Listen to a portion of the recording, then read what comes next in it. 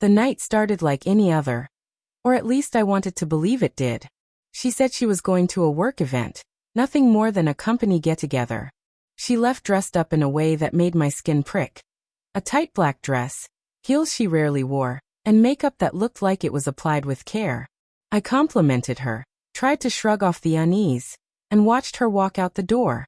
She promised she'd be late. She never showed up. Hours bled into one another.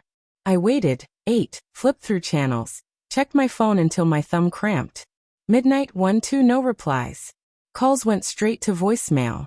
I told myself possible explanations: too much to drink, a friend's couch to crash on. But with every passing hour the knot in my stomach grew tighter. By morning I paced the house, replaying small details. The way she hugged me, the nervous flick of her eyes, the barely concealed smile. When she finally walked through the door, hair a mess, makeup smeared, wearing the same dress, everything snapped into place. She mumbled something about it being safer to stay at a nearby hotel after drinking. Her voice cracked. Her eyes kept drifting away. Whatever story she offered collapsed under the weight of her silence.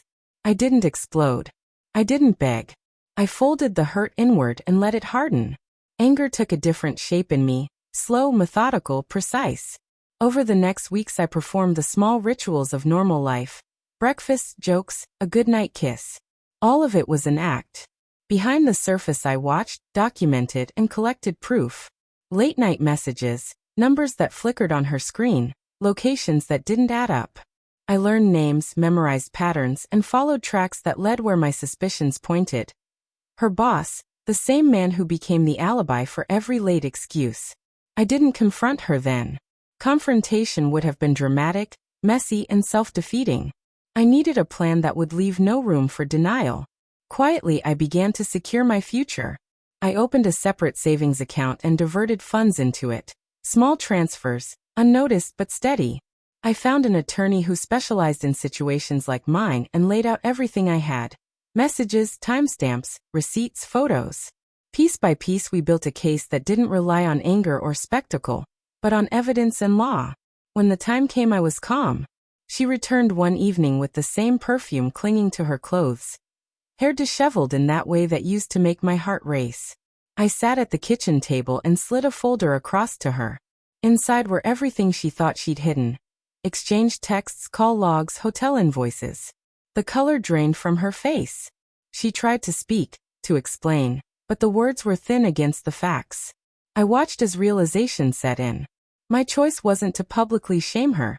That would have been petty and short-lived. My choice was to remove the foundation she'd been standing on. I filed for divorce and presented the documentation we had assembled.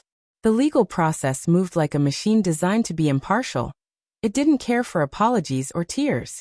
Within weeks the house, the joint savings, the life we'd been building were parceled according to the law.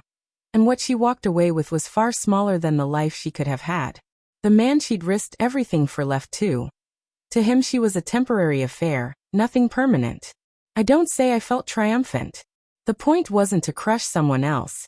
It was to reclaim myself and my future. I had taken a hurt that could have ruined me and turned it into the means to leave without bitterness dictating my actions. On the day the divorce was final I signed for a new place.